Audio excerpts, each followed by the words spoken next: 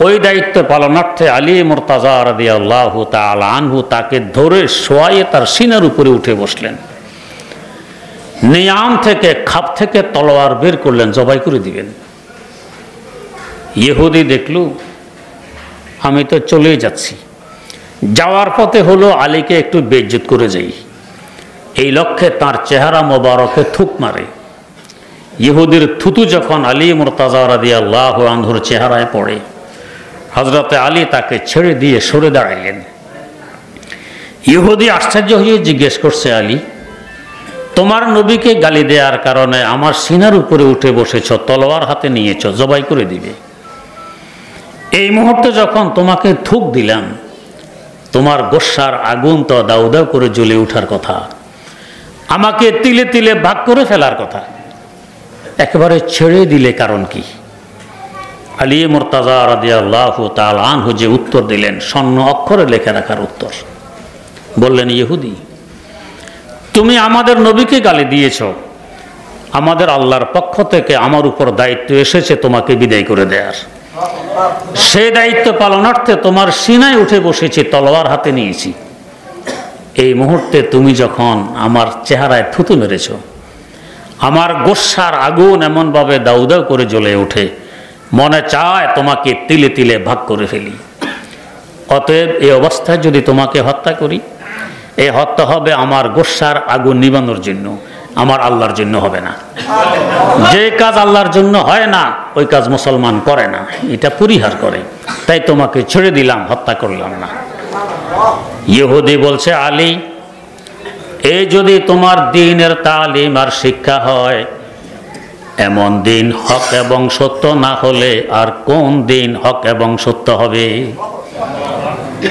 তোমার এতটুকু কাজের বরকতে তুমি তো আমার দিব্য চক্ষু খুলে দিয়েছ, আল্লাহ তোমাকে উত্তম প্রতিদান দান করুক। জাযাকাল্লাহ কে চশমম বাজ কর দি, মোরা বাজান যা হামরাজ কর দি, মোরা বাজান যা হামরাজ কর দি। আমি তো এখন দেখতেছি তুমি সত্য, তোমার নবী সত্য, তোমাদের কিতাব কোরআন সত্য, তোমাদের দিন ইসলাম সত্য। সত্য বুঝে আসলে মেনে নেয় বুদ্ধির পরিচয়, তা আমিও সেই সত্য মেনে নিলাম। আলী, শুনে রাখো, পড়ে নিচ্ছে লা ইলাহা ইল্লাল্লাহু মুহাম্মাদুর রাসূলুল্লাহ। বিল্লাহি মিনাশ শাইতানির রাজিম। বিসমিল্লাহির রহমানির রহিম। ইহদিনাস সিরাতাল মুস্তাকিম। সাদাকাল্লাহু মাওলানাল আযীম। কোরআনে কারীমের প্রথম সূরা, সূরা ফাতিহার ছোট্ট একটি আয়াতে কারিমা তেলাওয়াত করা হয়েছে। এর অর্থ প্রায় আমরা সকলে জানি। ও আল্লাহ, আমাদেরকে সোজা রাস্তা দেখাই দিন। সোজা রাস্তার অর্থ এই নয় যে রাস্তার এক মাথা থেকে আরেক মাথা পর্যন্ত সুতা ধরলে সুতা যেরকম সোজা হয়, রাস্তা এরকম সোজা, এই অর্থ নয়। তাহলে কি অর্থে সোজা রাস্তার? গ্রামগঞ্জের কাঁচা রাস্তা, মানুষ মধ্যখান দিয়ে হাঁটতে হাঁটতে মধ্যখানে 1 ফিট জায়গায় ঘাস ওঠে না, সাদা মাটি থাকে, দুই দিকে থাকে ঘাস।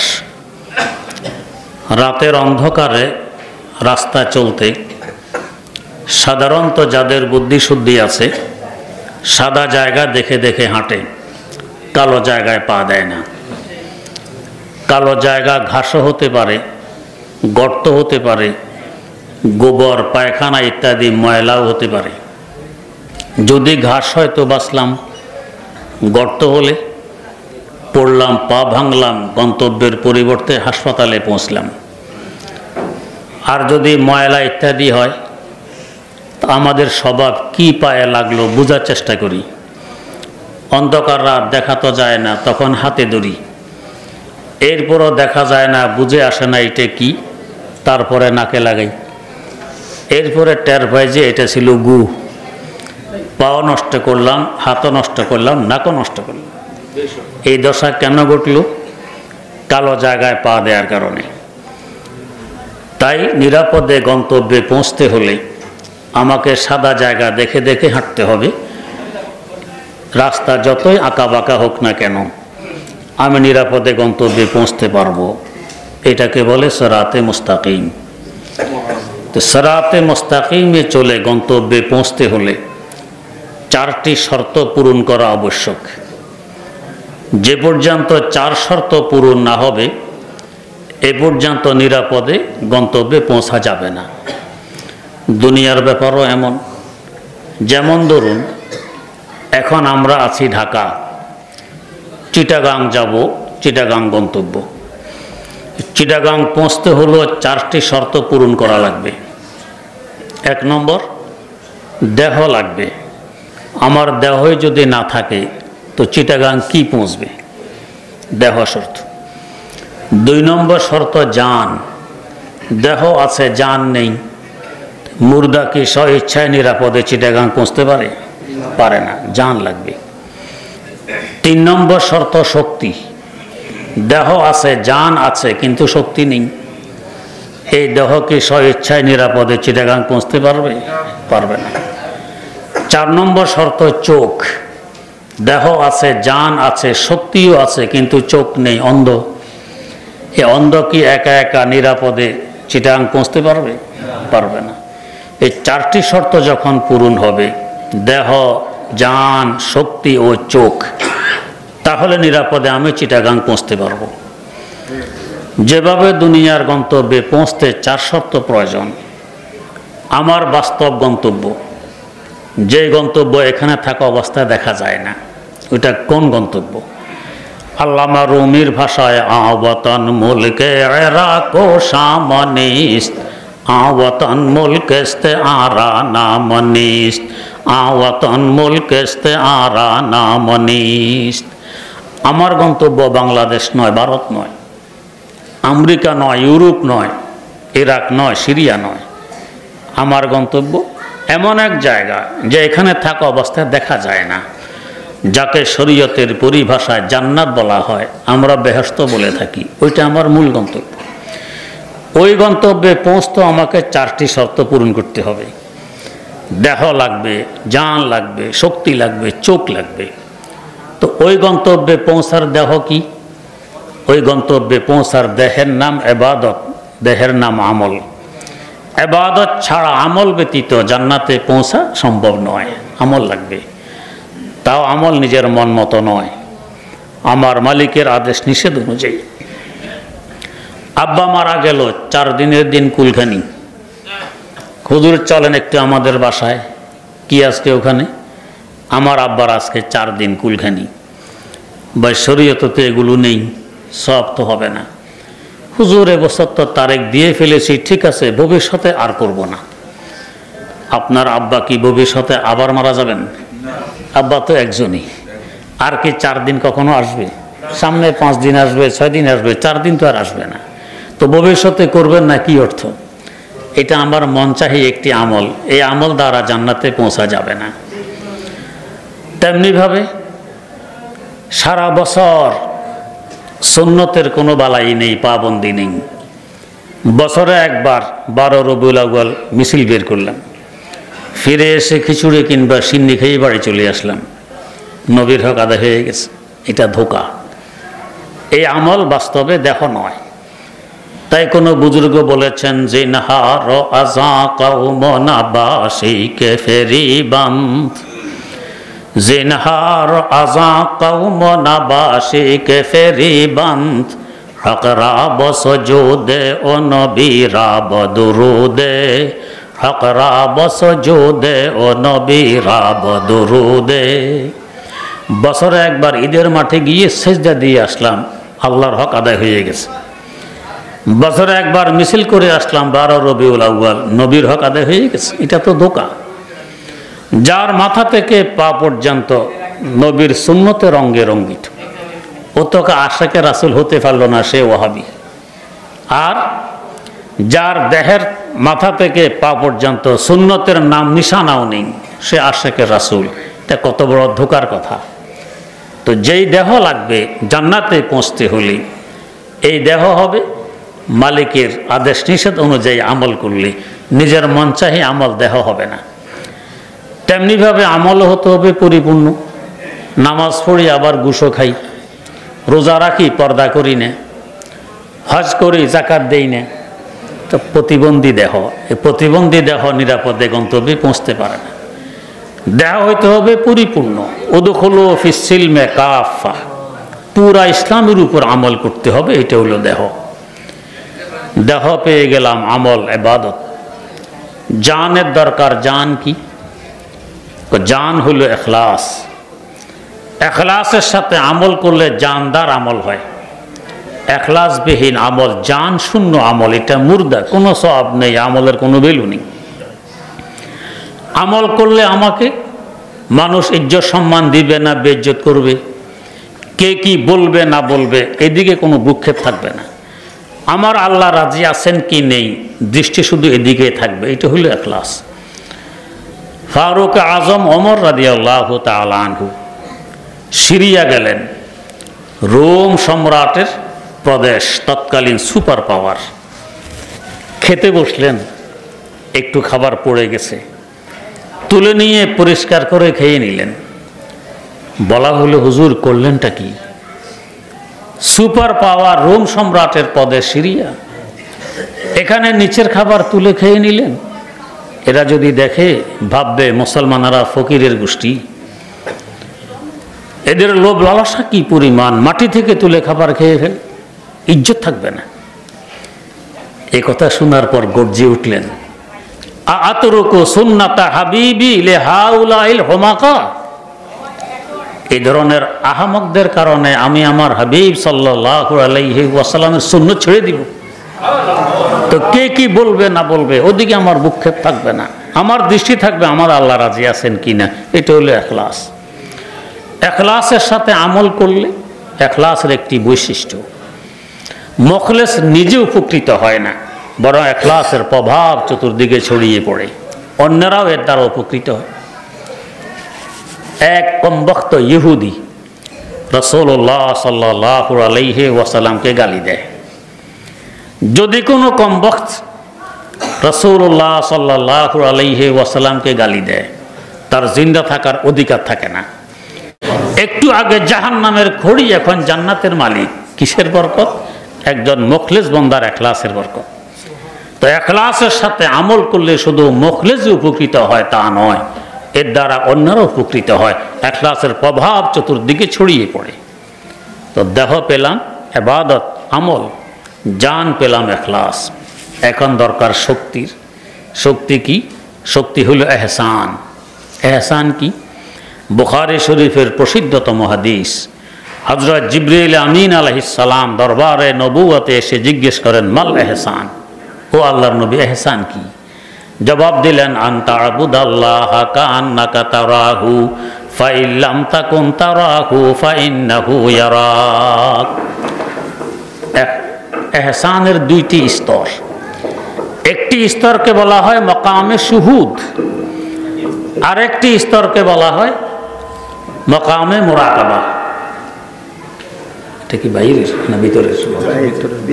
বারান্দা।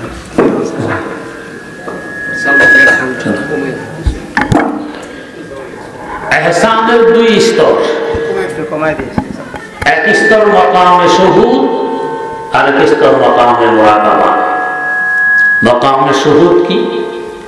এমন ভাবে ইবাদত করো যেন তুমি আল্লাহকে দেখতেছো, দেখে দেখে ইবাদত করতেছো, এটা মাকামে শুহুদ। এই মাকাম, এই স্তর কিভাবে অর্জন হবে? একজন হক্কানি বুজুর্গের সংসর্গে গিয়ে তার পরামর্শ নিয়ে বেশি বেশি লা ইলাহা ইল্লাল্লাহর জিকির করলে এই স্তর অর্জন হবে। তেরে গেলা দর কতলে গায়ে রে হক বেরাম ওয়ার নিগার আখির কে বাদে লাচমান, ওয়ার নিগার আখির কে বাদে লাচমান। আরবিতে লা শব্দ লিখতে কেচির মতো দেখা যায়, কেচি। এই লা এর কেচি দিয়ে আল্লাহ ছাড়া সব কিছুকে কেটে বের করে ফেলে দাও। এরপর দেখো আর কি বাকি আছে। मांद इल्लल्लाह बाकी जुमला रफ्त मरहबा इश्क़ शिरकत सूज़ रफ्त मरहबा इश्क़ शिरकत सूज़ रफ्त। लार केची दिए सब किछु केटे फेले देওয়ার পর এখন বাকি আছে ইল্লাল্লাহ। এখন সামনে আছে ইল্লাল্লাহ, আর কিছু নেই। এটা মাকামে শুহুদ। এটা অর্জন করার আরেক পন্থা, নিজকে নিজে মিটাইয়ে দাও, নিজকে নিজে মিটাইয়ে দাও। আযমা বেপরদা বিনি নূর ইল্লাল্লাহ রা। লার আগুন দিয়ে আল্লাহ ছাড়া সব কিছুকে জ্বালিয়ে পুড়িয়ে বর্ষ বানায় দাও, এরপরে ইল্লাল্লাহর নূর তোমার সামনে ভাসবে। এই অবস্থায় ইবাদত করার নাম ইহসানের সাথে ইবাদত করা। যদি এই স্তর অর্জন না হয় তো অন্তত দ্বিতীয় স্তরে এসে ইবাদত করো। সেটা কি? ফাইল্লাম তাকুন তারাহু ফাইন্নাহু ইয়ারাক। অন্তত এই মোরাকাবা করো, মাকামে মোরাকাবায় আসো যে যার ইবাদত করতেছি তিনি তো আমাকে দেখতেছেন, তিনি আমাকে দেখতেছেন। এটা মাকামে মোরাকাবা, এটা ইহসান। এভাবে ইবাদত করলে তখন ইবাদত হয় শক্তিশালী ইবাদত। আল্লাহ পাক সব কিছু দেখেন, এই বিশ্বাস আমাদের আছে কি না? সব কিছু শোনেন, বিশ্বাস আছে কি না? আছে। এরপরে চুরি করে কিনা? করি। ঘুষ খাই কিনা? খাই। সুদ খাই কিনা? খাই। জিনা করে কিনা? করি। মিথ্যা বলে কিনা? বলি। কাউকে অশ্লীল ভাষায় গালি দেই কিনা? দেই। তো আল্লাহ আমাকে দেখেন, সব শোনেন, এগুলি করি কিভাবে? প্রধানমন্ত্রীর সামনে ঘুষ খাইতে পারবেন? প্রধানমন্ত্রীর সামনে চুরি করতে পারবেন? প্রধানমন্ত্রীর সামনে অশ্লীল ভাষা ব্যবহার করতে পারবেন? পারবেন না। তো আল্লাহ সব দেখতেছেন, শুনতেছেন, তার সামনে এগুলি কিভাবে করি? কোথায় বিশ্বাস? এই বিশ্বাসের নাম হলো আকীদা। এটাকে বাস্তবে রূপান্তরিত করার নাম হলো ইহসান। যেমন সৈয়দনা হযরত ইউসুফ আলা নবিয়িনা ওয়া আলাইহিস সালাতু ওয়াস সালাম, জুলাইখা 7 গেটের ভিতরে তাকে নিয়ে ঢুকায় অপকর্ম করার লক্ষ্যে। ইউসুফ আলাইহিস সালাম সেখানে গিয়ে দেখেন কাপড় দিয়ে কি একটা ঢেকে রেখে দিয়েছে। জিজ্ঞেস করলেন কাপড়ের নিচে কি? জুলাইখা বলে আমার মূর্তি, আমি যার উপাসনা করি আমার মূর্তি, আমার উপাস্য। তো কাপড় দিয়ে ঢেকেছ কেন? আমি তো জিনার জন্য এখানে তোমাকে নিয়ে এসেছি। আমার মূর্তির সামনে, উপাস্যের সামনে জিনা করবে, তা আমার লজ্জা লাগে। ঈসা আলাইহিস সালাম জিজ্ঞেস করলেন এটা কি দেখে? কয় না, দেখে না। তো তাহলে দেখে না ঠিক, কিন্তু তার চোখগুলো এমনভাবে বানানো দেখার ভঙ্গিমা আছে। তো দেখে না, শুধু দেখার ভঙ্গিমা, এরপরও তোমার লজ্জা লাগে তার সামনে জিনা করতে। আর আমার যিনি উপাস্য, আমি যার ইবাদত করি, তিনি বাস্তবে দেখেন, তো তার সামনে আমি কিভাবে জিনা লিপ্ত হই? এটা হলো মাকামে শুহুদ, এটা হলো মুরাদ, এটা হলো মাকামে শুহুদ, এটা ইহসান। পর্দায়ে হাসতি আগার সুজি বনারে লা ইলাহা আযমা বেপরদা বিনি নূর ইল্লাল্লাহ রা। নিজের অস্তিত্বকে মিটাই দাও লা ইলাহার আগুন দিয়ে, এরপরে ইল্লাল্লাহর নূর তোমার সামনে ভাসবে। এটা মাকামে ইহসান। যখন কারো ইহসান অর্জিত হয় তখন তার রুহানি শক্তির সামনে দৈহিক শক্তি, বস্তু শক্তি তুচ্ছ হয়ে দাঁড়ায়। তাই এই মকামের কোন বুজুর্গ বলেছিলেন মাম্বো একদম সায়রে আলম মে কোনাম রোহেরা দস্তে ও পায়ে দিগারাস্ত, রোহেরা দস্তে ও পায়ে দিগারাস্ত। গোটা সৃষ্টি জগৎ ঘুরে আসতে আমার 1 সেকেন্ড লাগে না। কেন? আমার রুহের পরপাখা, হাত পা বিন্নু। সৈয়দ তায়েফা হযরত হাজী ইমদাদুল্লাহ মুহাজির মক্কি রহমতুল্লাহ আলাইহির পীর হযরত নূর মোহাম্মদ জানজানবী রাহিমাহুল্লাহ নিজকে নিজে এই পরিমাণ লুকিয়ে রাখতেন। সারা জীবন মক্তবে পড়াইয়ে গেছেন, মক্তবে ছোট ছোট বাচ্চাদেরকে পড়াইতেন। এই সময় কেউ মুরিদ হইতে আসলে মুরিদ করতেন, তাওয়াজ্জু দেওয়ার জন্য বলতেন চক্ষু বন্ধ করো। মুরিদ চক্ষু বন্ধ করতো, উনিও চক্ষু বন্ধ করতেন, এভাবে তাওয়াজ্জু দিতেন। ছাত্ররা দেখত। একদিন ছাত্রদেরকে বসায় রেখে হুজুর কোথাও গেছেন, এই সুযোগে বড় ছাত্র যে সে সেজেছে পীর, আর ছোট সবাইকে বানাইছে মুরিদ। এখন তাওয়াজ্জু দিবি, সবাই চক্ষু বন্ধ করো। সব ছাত্র চোখ বন্ধ, হে নিজেও চোখ বন্ধ। হুজুর এসে দেখে যে আশ্চর্য, সব ছাত্র চোখ বন্ধ করে বসে আছে। ব্যাপার কি তোমাদের চোখ বন্ধ? হ্যাঁ হুজুর এসে গেছে। বলতেছে হুজুর ও পীর হয়ে আমাদেরকে মুরিদ বানিয়েছে, এখন তাওয়াজ্জু দেয়, এই জন্য আমাদেরও চোখ বন্ধ, হেরও চোখ বন্ধ। যে ছাত্র পীর সেজেছিল, হযরত বললেন আমার সাথে একটু আসো। তাকে নিয়ে কামরায় ঢুকলেন, ঢুকে বললেন এবার চোখটা বন্ধ করো তো। চোখ বন্ধ করে চিৎকার দিয়ে বেহুশ হয়ে গেছে। জিজ্ঞাসা করা হলো চিৎকার কেন দিয়েছো, বেহুশ কেন হয়েছে? ছাত্র বলতেছে হযরতের আদেশে যখন চক্ষু বন্ধ করলাম, দেখি পুরা সৃষ্টি জগৎ যেন আমার হাতের তালু। আটলান্টিক মহাসাগরের 9 কিলোমিটার গভীর তলার মধ্যে কোন বালিকণা কিভাবে নড়তেছে আমি জানা শরীফে বসে দেখতেছিলাম।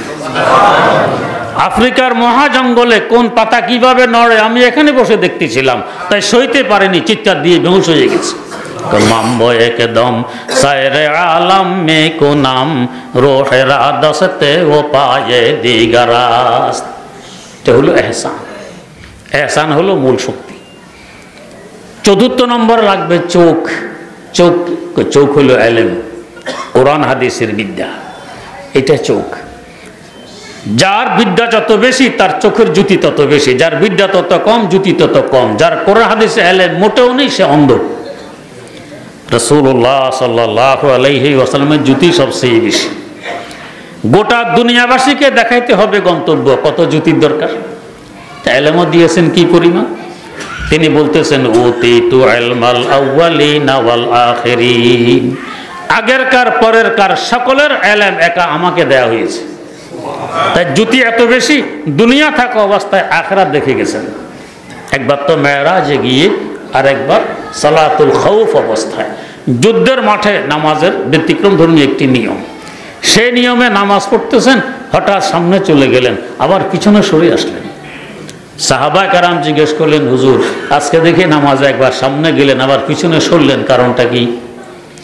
বললেন যে আমি দেখতেছি জান্নাত আমার সামনে, তাই জান্নাতের কাছে চলে গেছি। আবার দেখতেছি জাহান্নামের লেলিহান আগুন, আমি পিছনে সরে এসেছি। তো চোখের জ্যোতি এত বেশি, দুনিয়া থাকতে জান্নাত জাহান্নাম দেখে নিয়েছেন। এলেম এত বেশি। যে নবীর যত কাছের তার এলেম তত বেশি, যে যত দূরে তার এলেম তত কম। এটা হইল চোখের জ্যোতি, এটা হলো চোখ। এলেম ছাড়া গন্তব্য দেখা যাবে না, এলেম ছাড়া নিরাপদে গন্তব্যে পৌঁছা যাবে না। এই চারটি কাজ একসাথে আজকে যে মাদ্রাসার উদ্যোগে আপনারা সমবেত হয়েছেন এই মাদ্রাসায় হয়। প্রথম নম্বর আমল, সহি আমল, সুন্নতের কোন যে আমলের ট্রেনিং এই ধরনের মাদ্রাসাগুলোতে হয়। 2 নম্বর এখলাস, এখানে হয়। এখলাস না থাকলে এই মাদ্রাস 5-7 হাজার টাকা বেতনে এখানে পড়ে আছে, তার 2-3 মাস বাকি। একটি পানের বাক্স সিনায় নিয়ে ঘুরলে মাসে 30,000 টাকা কামাইতে পারে, এখানে কেন পড়ে আছে? এখলাস না থাকলে। এহসান এখানে ওস্তাদদের খোঁজ নেন, কোনো না কোনো হক্কানি বুজুর্গের সাথে তার আত্মশুদ্ধির সম্পর্ক আছে। এহসান এখানে, এলেম এখানে, কোরআন সুন্নাহ এখানে শিক্ষা দেয়া হয়। গন্তব্য তথা জান্নাতে পৌঁছতে যে 4টি শর্ত আবশ্যক, এই 4টি শর্ত একসাথে এই কওমি মাদ্রাসাগুলোতে পাওয়া যায়।